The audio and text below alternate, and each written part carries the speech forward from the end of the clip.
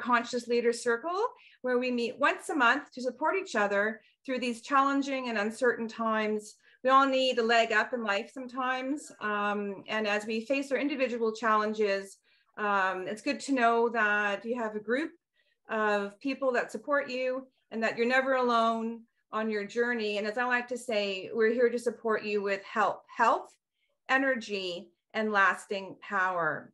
So today we have a very special guest. I'm honored to introduce you to Tracy Desjardins. And the theme today is connecting with your inner diva through discovering transformative steps to finding sustainable peace with food, body, and self without restrictive dieting ever again. I mean, how awesome is that?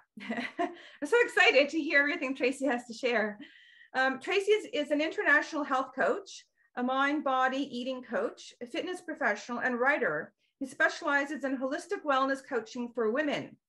Tracy shares a compassionate space with other women working through similar trials through her prior struggles with overweight, dieting, binge eating, sugar addiction, and emotional eating challenges. Her professional work is centered around helping women discover their very own transformative steps to finding sustainable peace with food, body, and self. Tracy is also the author of a now, it's so exciting, #1 international bestseller, the book, The Diet-Free Diva, available to purchase on Amazon. And we're going to share the link to purchase the book. And I think you have a link for your website and a workbook, Tracy, as well to share. Yeah. So in her book, Tracy describes her life story as it relates to her battle with dieting and weight loss, and offers an effective, groundbreaking approach for healing from emotional eating challenges. Tracy walks readers through 5 steps that help women connect to their inner diva, who they're meant to be when they are not fighting with diets and are living with their best version of themselves. So thank you for joining us today, Tracy, and welcome. And I'd love to get started by learning a little bit more about you and what inspired you to write your amazing book.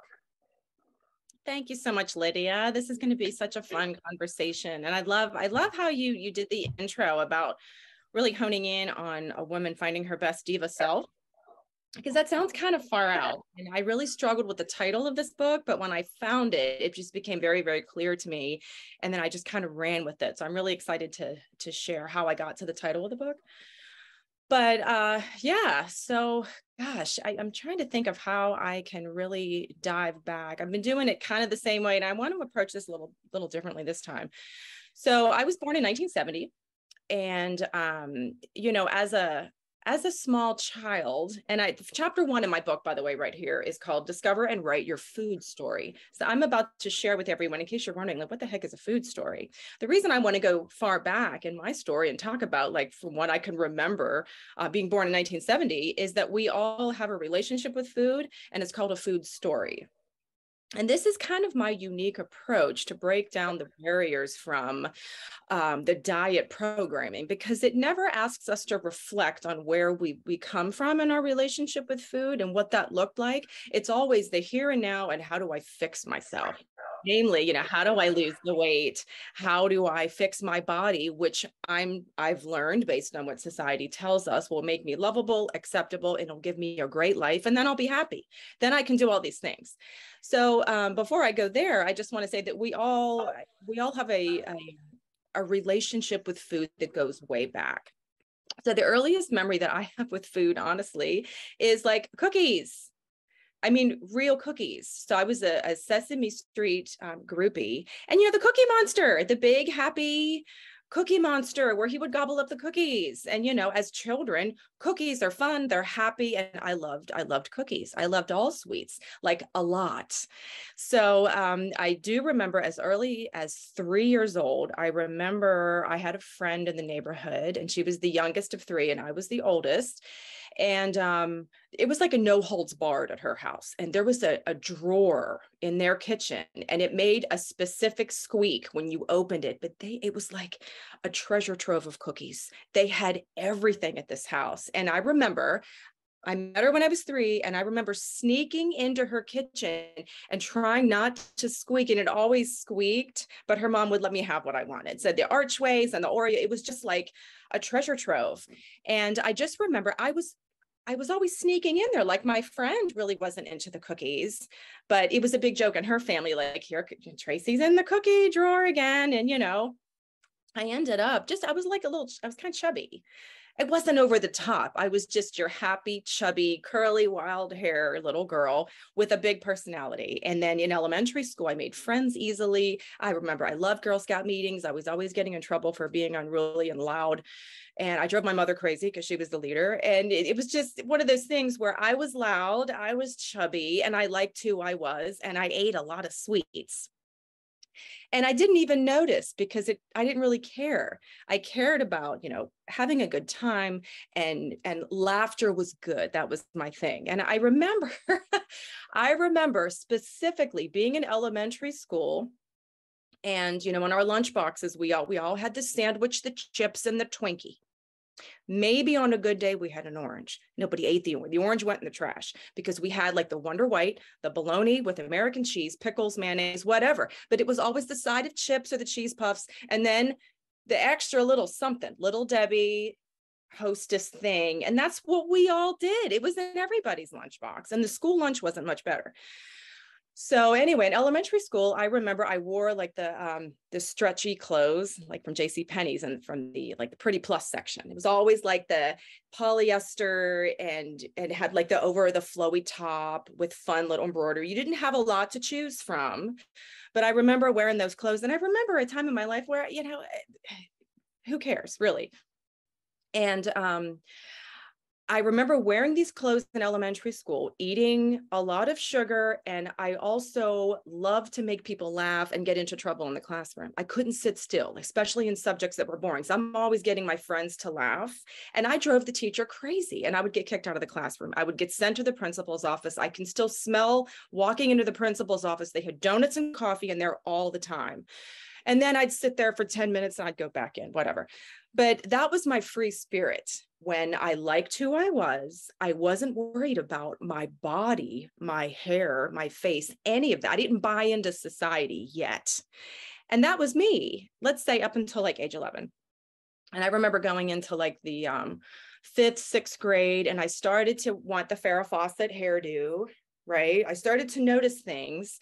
And then I had friends that had older sisters, and I started to pick up on what was important to them. And like they had boyfriends, and like I'm listening, oh, well, boys like this and that. All of a sudden, I was ashamed of my Pretty Plus clothes. My hair was horrible, and I was fighting my hair. And I just believed that I was chubby and I had to change. I had to fix myself. And I went from a very small elementary school into a big junior high school. And that was like the land of the lost. It really was, because there were some really pretty girls in the 7th grade with what I saw as like the perfect little butt that fit into their Jordache jeans. And like you pick up on that. And then all of the magazines that were out, Charlie's Angels was on TV, Suzanne Summers, the Barbie doll, all that stuff. I didn't look like any of that. And I just believed that I was going to fight and fix this. And I had the spirit in me. I had this rebellious type energy where I didn't like to be told what to do. And I knew that I could work hard, push hard, whatever, to get a result. And that's what I started doing at the age of 12. Here's the thing. I bought into what society was telling me, and I was not going to get caught behind. I was going to get ahead. And that's what everybody was doing. I remember girls as young as I was in the 7th grade bringing their diet food or not eating. So I remember getting into the little can of tuna and hard-boiled eggs, saltine crackers, buying a carton of skim milk and just choking that stuff down. And, waiting. And I remember like losing a little bit of weight, but here's what started happening. Remember how I loved the Cookie Monster and I loved cookies? I started restricting. And I remember specifically this memory. I was in the chorus and we had to carry around this box with M&Ms. They were like, the box was like this big. They were 50 cents each. I binged on every single box of those M&Ms on the bus ride home one day. And I thought, Oh my God. Okay. So then I really, really remember the shame started. I was so embarrassed by that. And I was also panicked. Like, how am I going to get the money? I got to give my chorus leader the money for these M&Ms that I just ate. I sure as hell can't go tell my parents I ate all these M&Ms, because it was kind of like that shame thing. I was very embarrassed by this. And, my parents had concerns that I was sneaking food, and I was sneaking the wrappers. My mom would find them and it would be like, oh, and it was just like another strike to myself. Like, there's something wrong with me. And I started to rebel against that a little bit. Like, I don't know what that is, but I'm pissed about it. Just was pissed about it. And it furthered me to my head. The more angry I was, the angrier I got about, like, I can't control this. I don't know what's going on. I can't control it. And I also can't talk to anybody about it. None of my friends were binging on sugar because we didn't talk about that. Those are things that we held inside. And so that, what I just said, the example with the M&Ms, I have countless more examples of that you don't need me to hear that. I just want to tell you that for many, many, many, many years leading up to college, when it got real bad, end of high school and college, it got pretty bad. I was the expert at sneaking. I would always like binge when nobody was looking. And, I've said this in so many interviews, but it's the truth. God gave me this little gift, and I mean it when I say it's a gift, that I have a really hard time throwing up. I'm like a giraffe. Okay. Had I not been given that gift, that my kids, my grown kids, they have that same gift, it's really hard for me to vomit. Had I not had that gift, I would have been full-blown bulimic. I remember having some friends in college that were doing that. And here's what's crazy.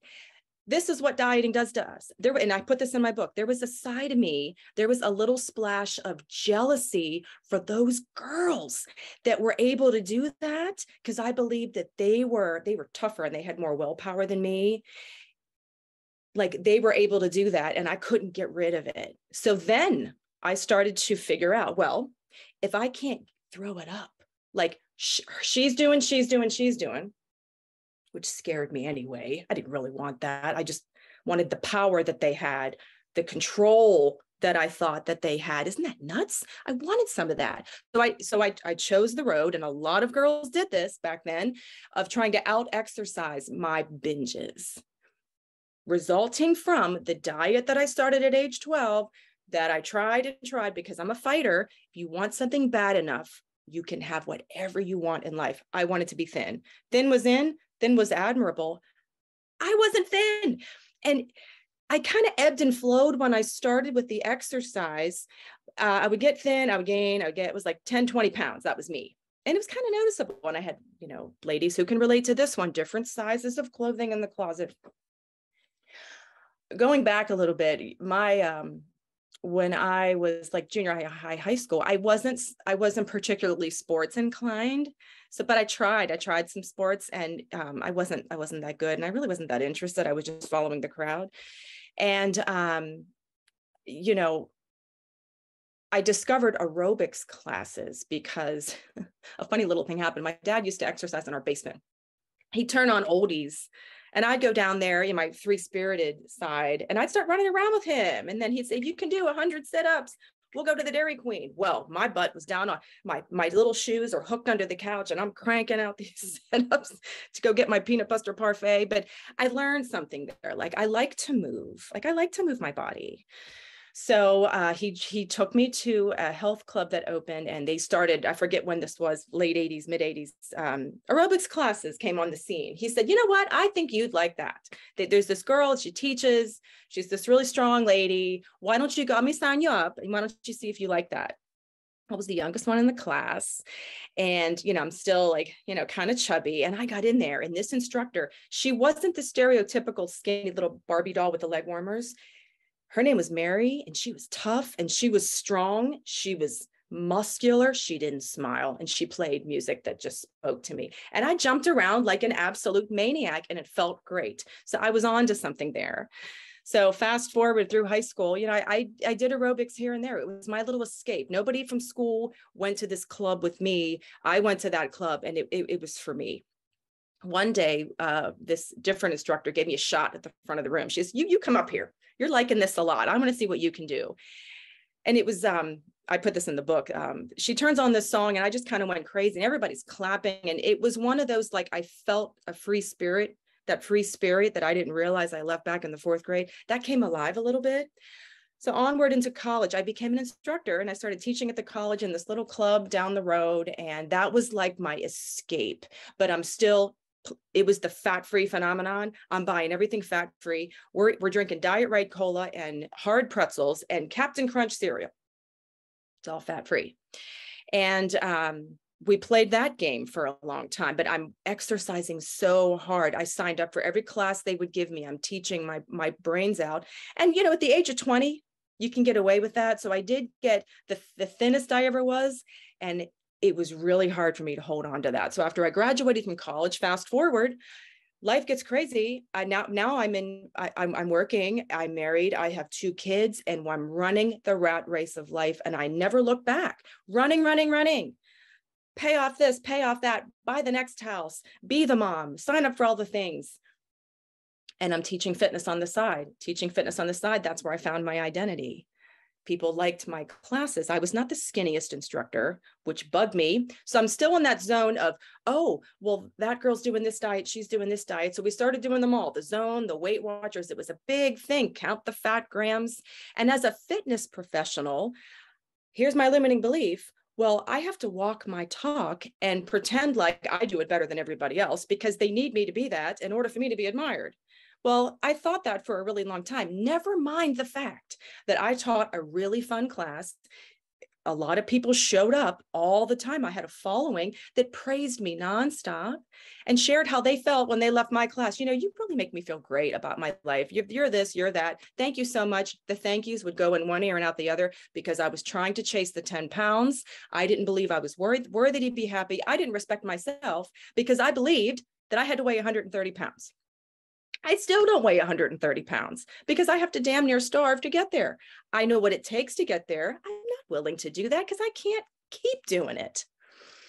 I've gotten to 130, a little bit under that based on whatever restrictive insanity I went for. And that lasted all of 24 hours until I went to the Pizza Hut buffet with no joke, Pizza Hut buffet, because we're going to celebrate with a binge. And it's a cycle of hell. And I started to notice. I got into personal training. I'm really into the exercise thing. And there's a common theme. Other women, they're all trying to lose weight. There was a big 10-pound club. It's always, you know, well, I can't do that until I lose this 10 pounds. I'm not going to give myself permission to go for a career change or to go and sign up for that. I can't come and take your class until I get fit or until I lose the weight. I'm hearing things like that.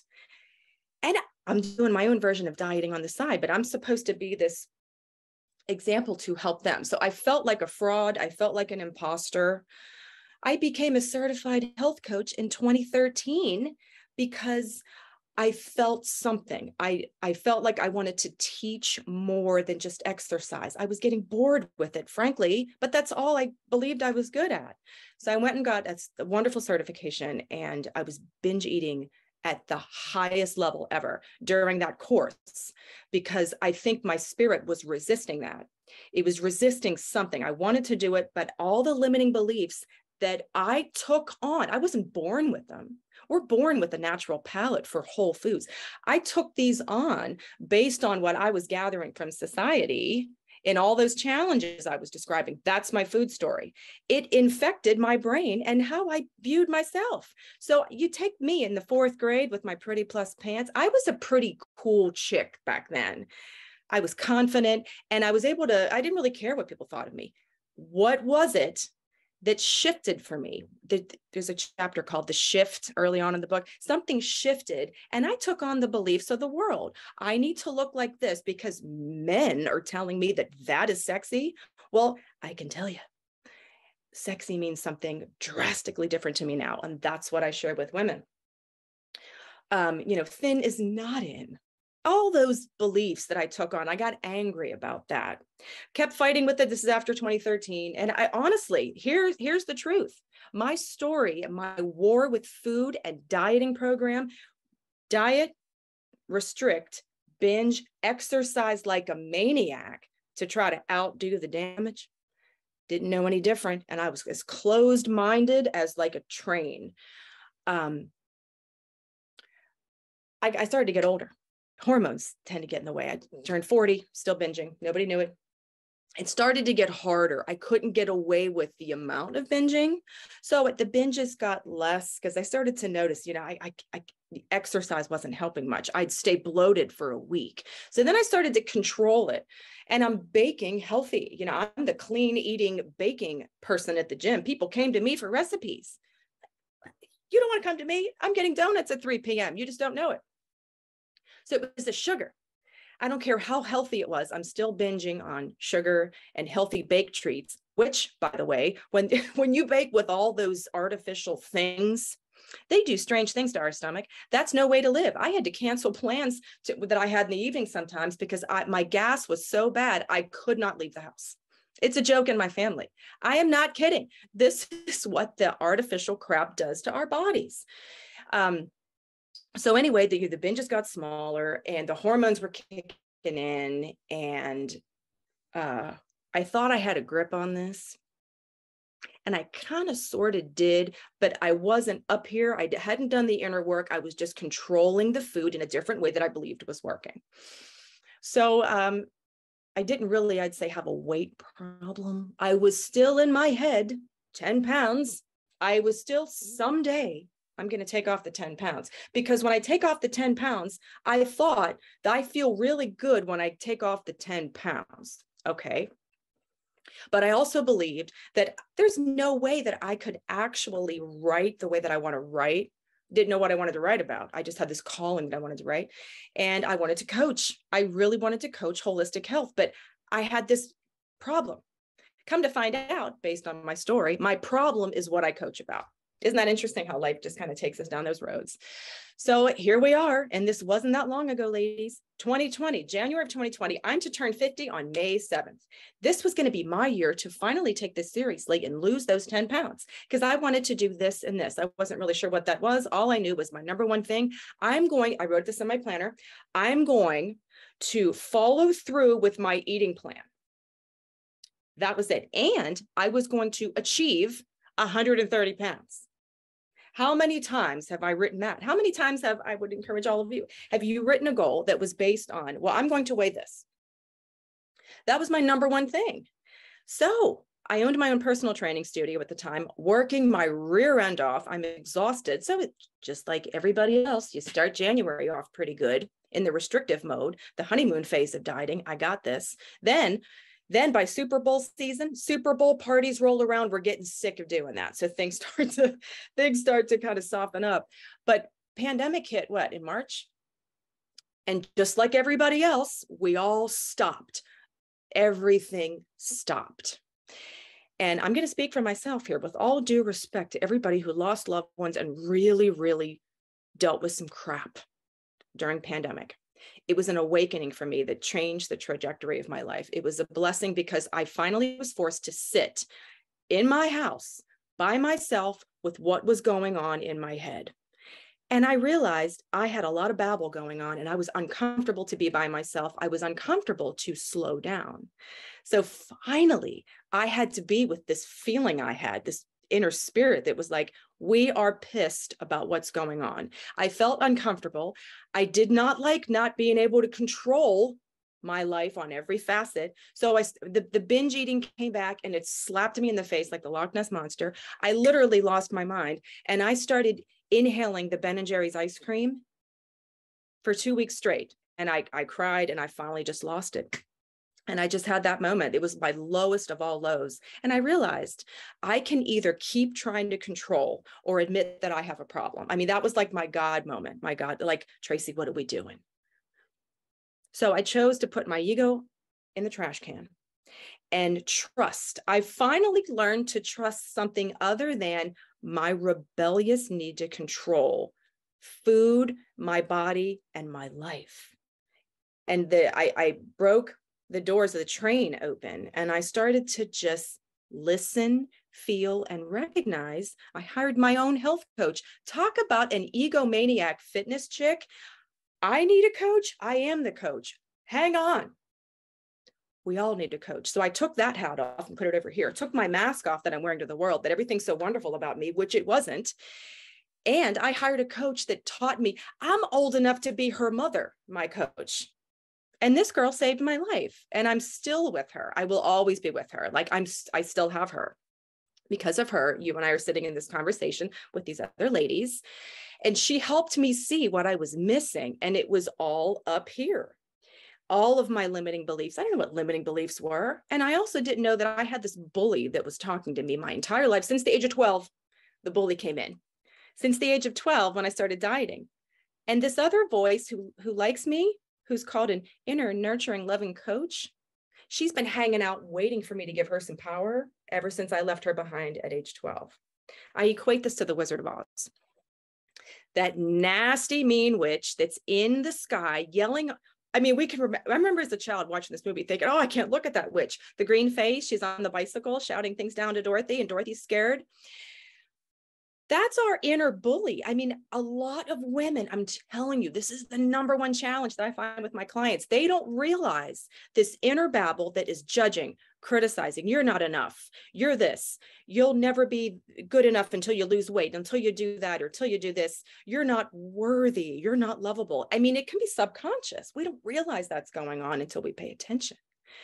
So I teach my clients how to take that voice. You know how the bucket of water got dropped on the Wicked Witch at the end of Wizard of Oz? It's the best scene in the movie.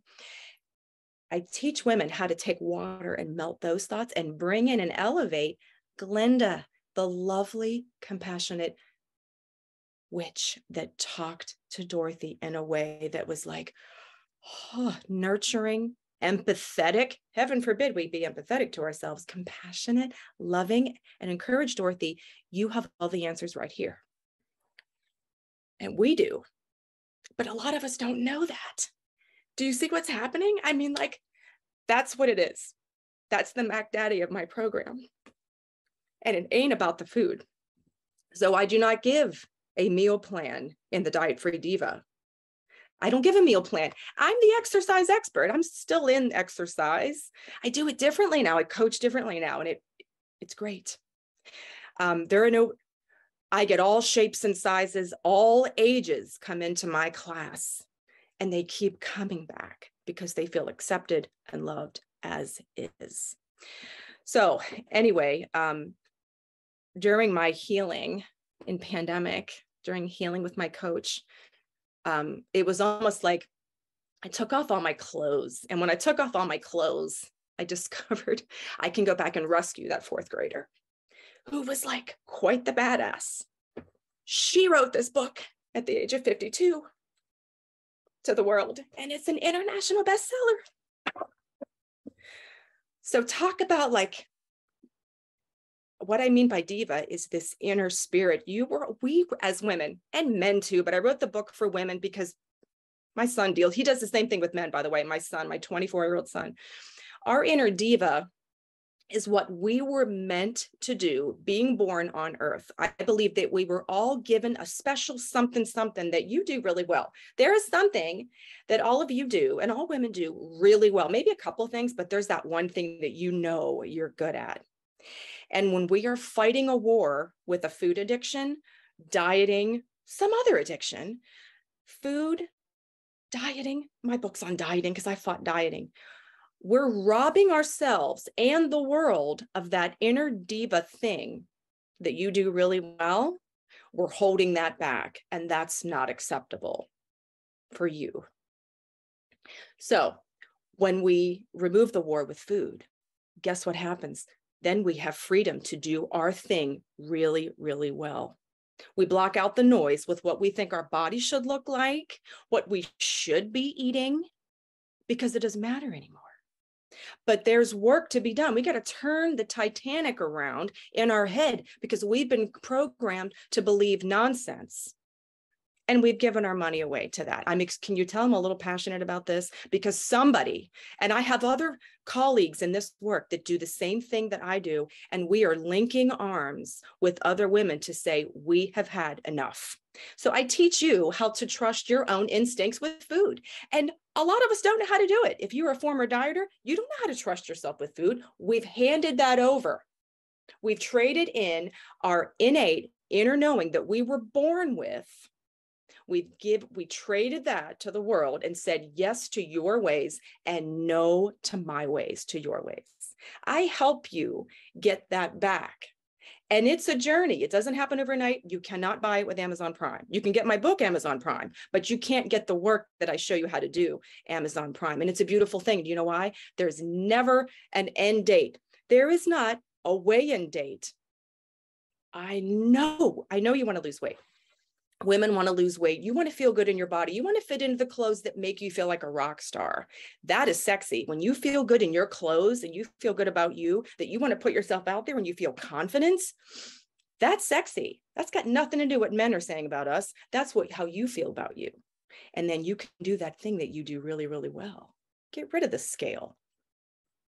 I mean, I can't believe that we have been sleuthed into, well, I'm not worthy unless I weigh 130 pounds.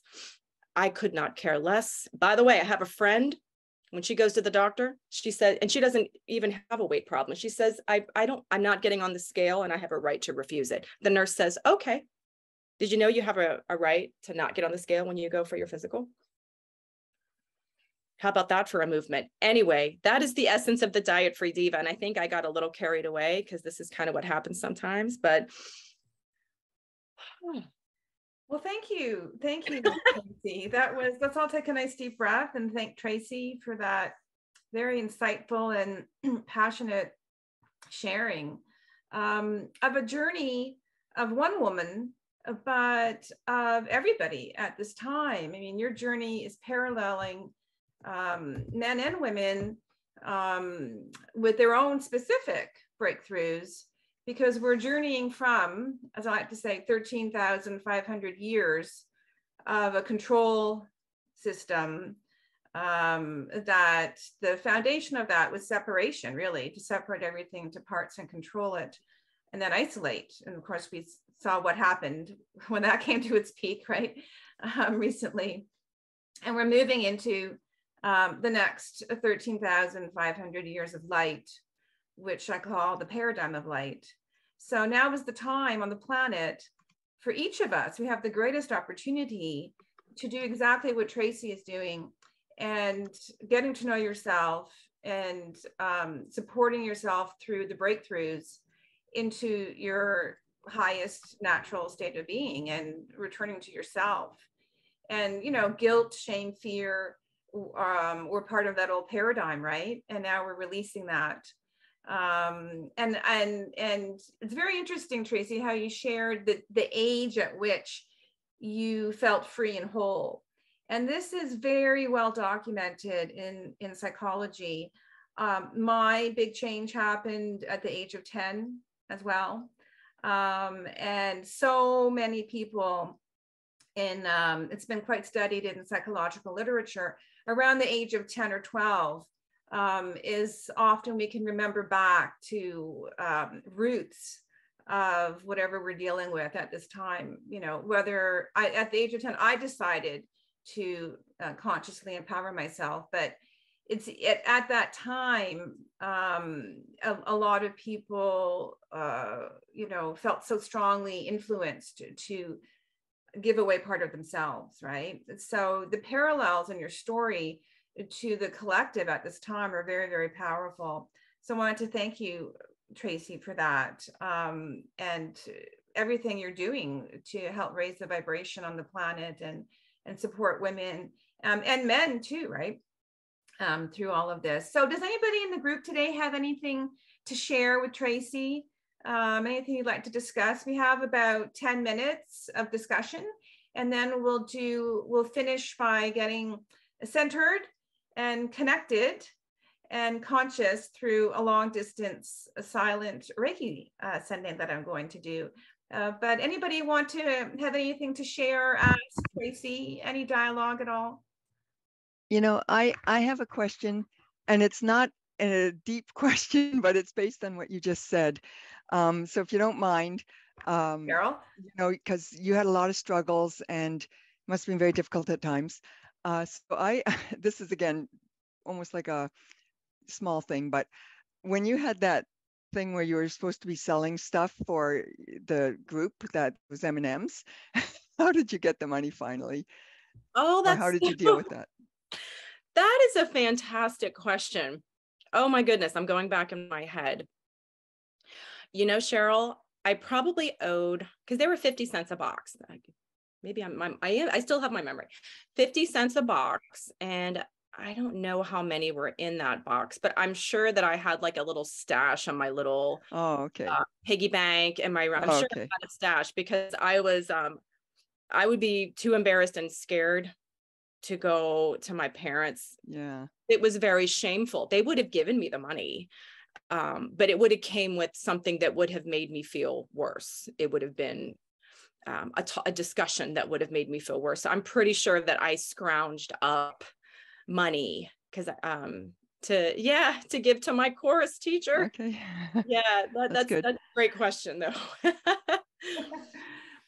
Well, and also what I was hearing when you were speaking, Tracy, you're very powerful, you know, as we all are. And you recognize that when you were looking back on your life, how powerful you were, you know, around the age of 10. And you took all that power, right, and channeled it into a paradigm that doesn't support empowerment. Right? Like that's what we're breaking out of. And so that's where I'd like to talk about refining our power, you know, returning to wholeness, the process of healing, the process of self-discovery, of remembering who you are, and, you know, releasing the guilt, shame, and fear that we were taught in so many aspects of the old paradigm. Is that we're already powerful. I mean, each one of us is born, you know, a powerful spiritual being. And now it's the time on the planet. We're in one of the biggest paradigm shifts on the planet to return to greater consciousness and to like refine our power. So that's what I hear, like you're already powerful. And now we just want to refine it, align who we are, you know, and with aligned actions, and, you know, that process of self-discovery that you're talking about through your own initiations. And on a personal level, you know, I had sugar addictions from pharmaceutical drugs I was given as a child because I was very ill as a child and highly medicated. And Dairy Queen was my go-to, and the peanut butter parfait. I would like beg my parents, can I just go to Dairy Queen and have a peanut butter parfait? If you live on a farm, and I couldn't myself. They were the best. Yeah, so I understand sugar addictions. And once you have sugar in you, you know, it's, what did they say? Sugar is one molecule away from heroin. It moves from, you know, emotional or psychological to biochemical. So there's so much, like everything you shared, to be able to make that shift in the transformation is you know, all aspects of self, right? It's all aspects of self, physical, mental, emotional, spiritual, and how you help women and anyone, men too, to go through that journey is so phenomenal. So thank you again. Anybody else have anything to share with Tracy or want to discuss your experiences that may relate? No? You know, Lidia, if we don't have anybody that wants to speak up, and of course, any second anybody can speak up, I'd like to touch on something you said about energy. Thank you, because I was missing this very important, I got carried away in my story. I was missing this very important piece. I would encourage, and I encourage everyone to consider, those of you that have had, and not everybody does have this history with dieting. I have friends that have never dieted. Well, there are many that have, you know, we all have different monkeys on our back. But if you think about, and this actually, I got really productively pissed when I discovered how much energy I had given to it from my life, my purpose in life, how much energy I gave towards my fight with food. It's an energetic depletion that has robbed me from the other things that I could have been doing with that time, money, and energy. So there's really kind of an epiphany that goes on when I work with, and they realize how much energy it takes to fight with food. And I teach them instead of fighting, even with the sugar, Lidia, I had to respect it. I had to turn around and rise up and look at it It supported me my whole life. It did. It did give me that relief. It did. However, there was the consequence there that I don't like. It didn't make me feel good after I got the relief. And I don't want to live like that anymore. So I help women learn how to respect rather than, oh, I don't want it. I can't have it. No, you can always have it, because we need to get out of fight mode. We need to look at that thing that supported us all these years. Thank you so much, but I'm choosing something to elevate me now, not sabotage me. So it's a thought process that's different, but it doesn't have anything to do with fighting. It has everything to do with feeling and being aware and noticing. But I love what you said about energy. Thank you so much for just explaining that. We are big balls of energetic spirits, and we're living in a body temporarily, but the spirit goes with us. So my book is about mind, body, spirit trifecta of healing. The body's only one part of it, but the mind and the spirit, wow, look out, because as soon as they harness that, and I see this with my clients, get out of the way, because there's so much relief and freedom. Then they go do that thing. I've had clients switch jobs. I had a client quit her job last week. She shifted in the job and does something that speaks to her now.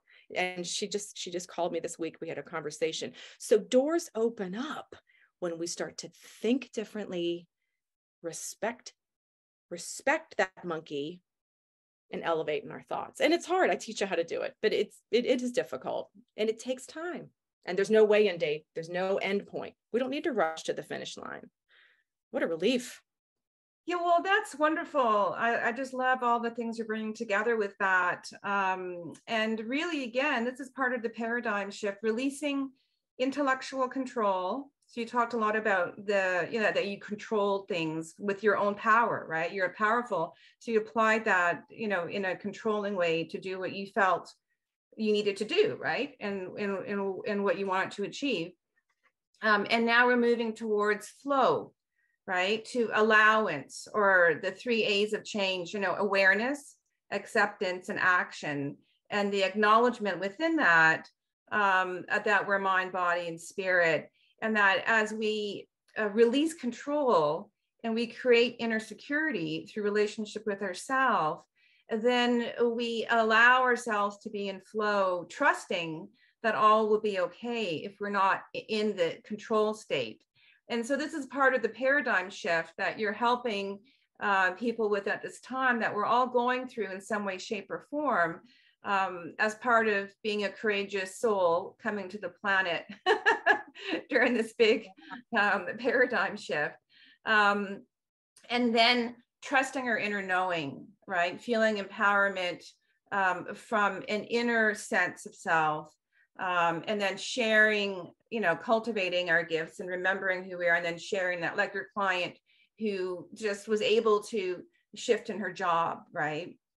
And so many times in healing, in the process of healing and self-discovery, someone will make what appears to be a sudden shift, but it's really, they're ready, right? It's the final stages of a process of self-discovery and relationship with self, that they're ready, to do things. And you and coaches, we're here to support that process for each person of empowerment. So again, thank you so much, Tracy. That was really a phenomenal sharing and so inspiring. And I could certainly relate to so much of it. Any other comments or questions? And anything else, Tracy? Yeah.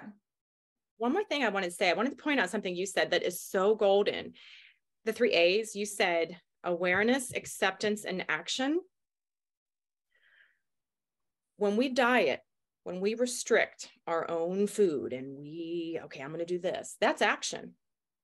Diet plans and your self-imposed food restriction plans we got the action down, but we're missing the awareness and the acceptance part of it. Right? Absolutely. Yeah. And I mean, those are key factors to getting in touch with yourself, because that action part will only take you so far. That's right. Until we get tired of that, until we grow weary. We don't know how to. An action applied in the wrong way, in a way that doesn't support you, ends up, to depletion. And as you said, time. So oftentimes, you know, I'll talk about creating more time. Like, how do we create more time? Well, it's the energy that we're using in a way that doesn't support us. Like you said, you know, with focusing on dieting, that restricts our time. So the more aligned we are and the healthier we are, we create more space, time and space in our life, as you said, to do other things. It's a natural flow to create more time and space when we're in alignment with ourselves and we're not drained, distracted, depleted, trying to control, and feeling burdened, you know, by our own survival, you know, that sort of thing. So again, getting back to ourselves, you know, getting centered, what I call our core energy, right? In our very foundation of ourselves, and then connected, you know, to our essence, our power, and then conscious of our thoughts, our actions, our choices, our beliefs, and of who we are. This is all part of the paradigm shift that we're all going through. And you're a great conscious leader, Tracy, in helping us all return to our natural state of power, healthy power. Like, power is a good thing. We want power to be something that we honor within ourselves, that we share with the world as our gifts, right? And our joy and our happiness, rather than the old notion of power, of control, right? You know, if I have it, you can't have it. You know, that kind of thing is so on its way out. I'm sure we could chat all day. This is amazing. Yeah, I know. Hey, this has been a lot of fun, and I'm just grateful for another opportunity to talk about this, because it's an exciting journey to feel like I could maybe help someone heal this war with food that's not our fault, that we've been conditioned to believe. And there's a way out. I mean, gosh, if I can, I feel like I was so in the trenches with my own relationship with food and my body that having learned what I know now, I just can't sit with, okay, I got the results that I needed. I just can't do it. So I have to put those messages out there, you know, to the world. So thank you for this. Oh, well, it's my pleasure. And it's an honor for you to join us. And exactly, we're all part of one energy field. So as we honor ourselves, we have a natural, you know, passion, and then that turns into a vision and mission to help others. Because, you know, what happens to others affects us in some way, shape, or form through the oneness of the frequency of life, you know. And one last thing that you mentioned that I wanted to touch on is releasing the burden of self-blame and moving into the ease and flow of self-responsibility. So that's part of the shifting. So releasing self-blame doesn't mean we're in repression or denial or making excuses. It means that we did the best we could at the time in the circumstances in our life, whatever they were.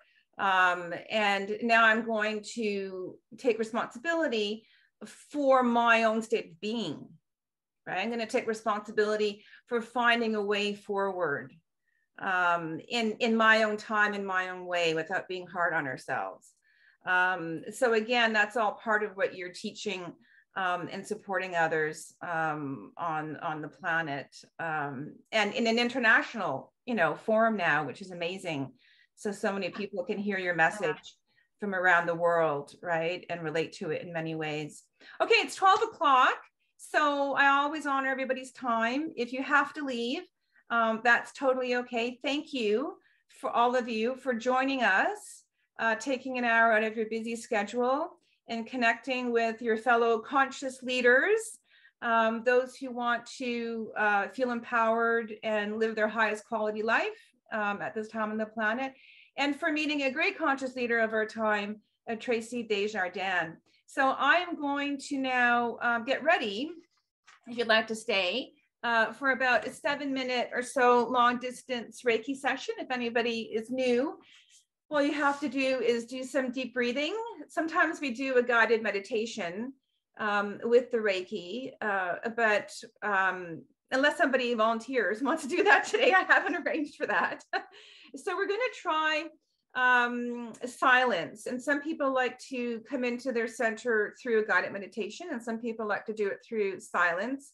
So we're going to do silence today. And all you have to do is think of yourself as an empty vessel, and that there's like a river of white light coming through you. So I'll do a little intro, and then I'll turn my mic off, and then we will have a few minutes of like a guided, not guided, Reiki sending meditation.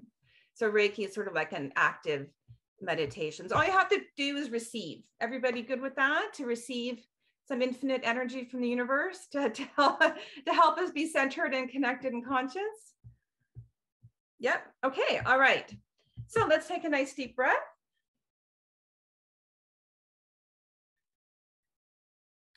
And imagine yourself in a beautiful place, in perfect health in every way. And that infinite river of gold and white light coming in, healing every cell in your body.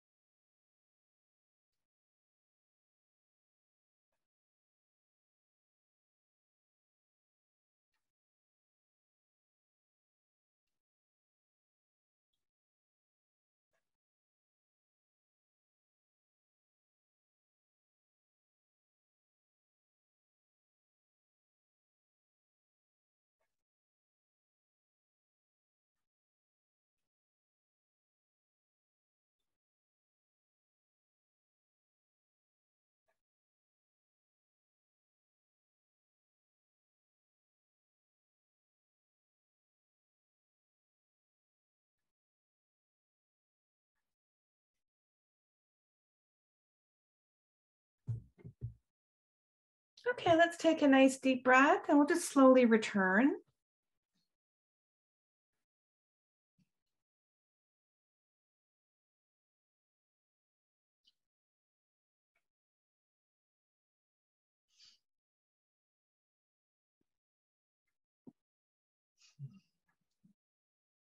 Welcome back. Anybody want to share any of their experiences or none? That's okay, whatever.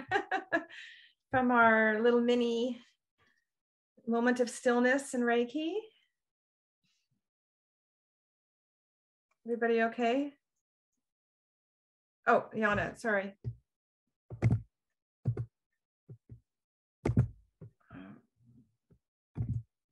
I don't know how to unmute Yana.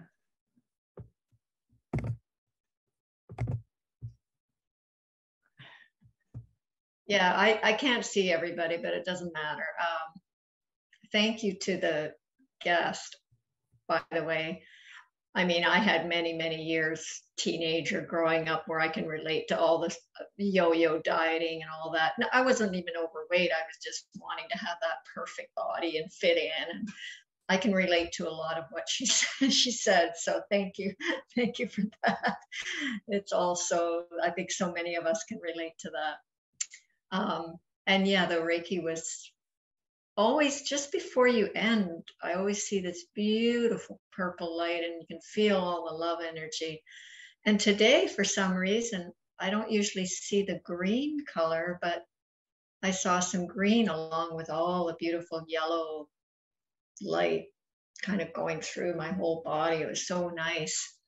But I think the green almost feels like extra confidence, you know, in the solar plexus for me. I had a session with Anne, and which was amazing, some hypnotherapy. And I've gone back to the gym the last couple of weeks, and it just feels so fantastic to be dancing and doing all this fun stuff. So yeah, that was just really, really wonderful, the Reiki and the talk. So thank you very much for that. It's our pleasure, Yana. It's our pleasure. And thank you for sharing your light with us and your wonderful experiences and how we're all evolving, right? And connecting in different aspects of ourselves. It's a very exciting time on the planet. We have the greatest opportunity now, as we're saying, to release old limiting beliefs or core beliefs or patterns and have breakthroughs, and then to evolve into who we're meant to be. So it takes a powerful, courageous soul to be on the earth at this time and to do the deeper work. So always pat yourself in the back because we're all doing great, right? We're all doing great. Anybody else want to share anything? So we stay a little bit longer. If anybody wants to hang out, I stay and I'm happy to hang out with anybody. Tracy, if you have time, you're welcome to join us, or if you have to leave, then we thank you. But again, thank you all for taking the time and for joining us today, because we're all a collective of light to help each other.